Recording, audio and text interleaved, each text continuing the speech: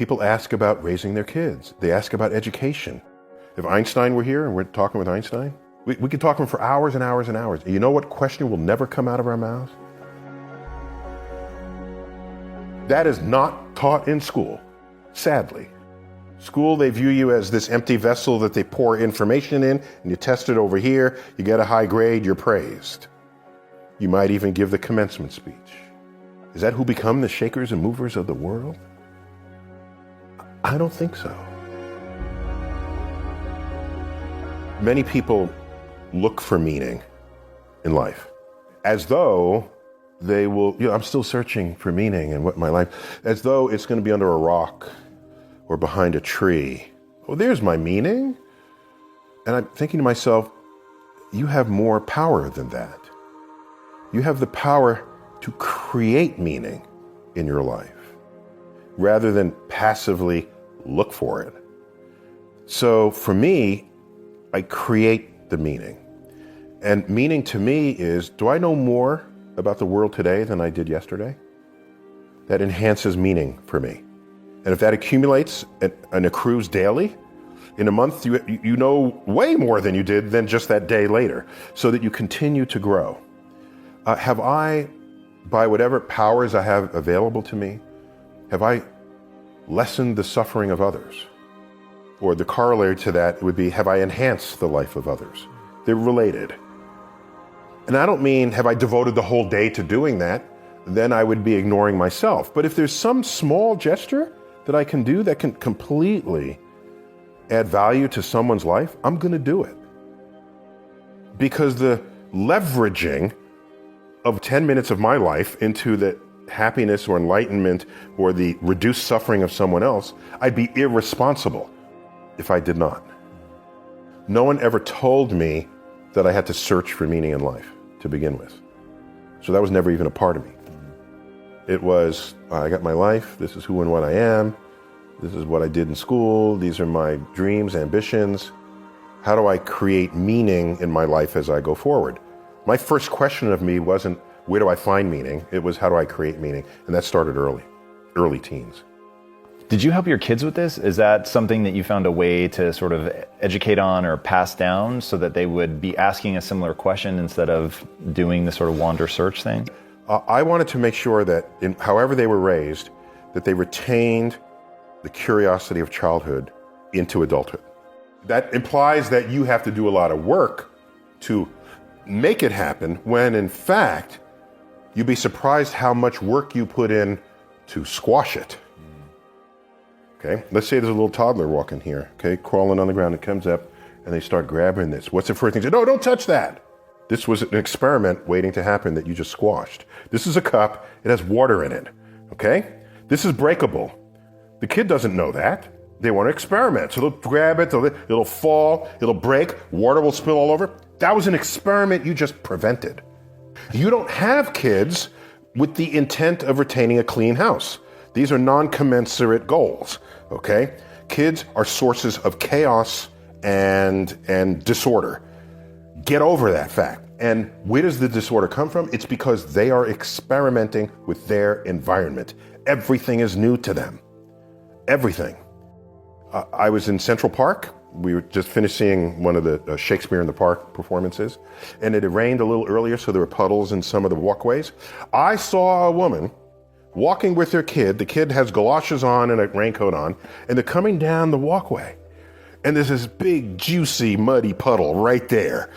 And I said, please let the kid jump in the puddle. You know the kid wants to jump in the puddle. The kid is like 3 or 4. You know the kid, and what does the mother do? She pulls the kid around to prevent that from happening. That's an experiment in cratering. That's what craters happen that way. You splash the water, there's mud, it's fun. You get to see the cause and effect of a force, downward force operating on a fluid. Gone. That was a bit of curiosity in that moment that was extinguished. So, with our kids, curiosity, provided it does not kill them, if it meant we had extra work in front of us, I would do that extra work. So, your task is less to instill curiosity in your kids than it is to make sure you don't squash what's already there. And I have pretty high confidence that they'll retain that curiosity through the turbulent middle school years into high school. And what is an adult scientist but a kid who's never lost the curiosity? And so in here, people ask about raising their kids. They ask about education. I can tell you this, if Einstein were here and we're talking with Einstein, we could talk to him for hours and hours and hours. And you know what question will never come out of our mouths? Is, what college did you go to? I want to go to that same college. I bet most of your people who've sat in this chair, it's not about what college they went to. It's about their own initiative, their own drive, their own